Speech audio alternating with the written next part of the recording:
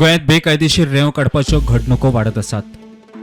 NIOचो report मेळासर रेंव उपशाचेर सरकार कांयच निर्णय घेवंक शकना म्हणून मुख्यमंत्री सांगता.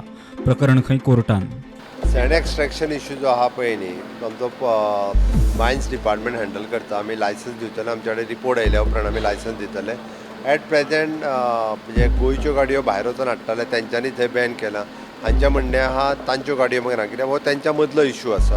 वॉट एवर हांवें सांगलां पुलिशेक म्हणजे रिजॉल्व कर म्हणून.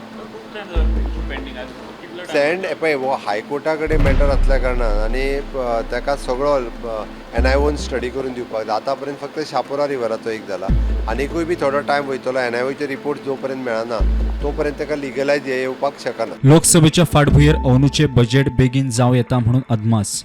केंद्राचो बजेट जाल्या उपरांत रोखडेंच आमी बजेट सादर करतले म्हणून मुख्यमंत्री प्रुडंटा कडेन उलयलो. सेंट्रल बजेट जाल्या उपरांत आमी करूं शकता बजेट केन्नाय.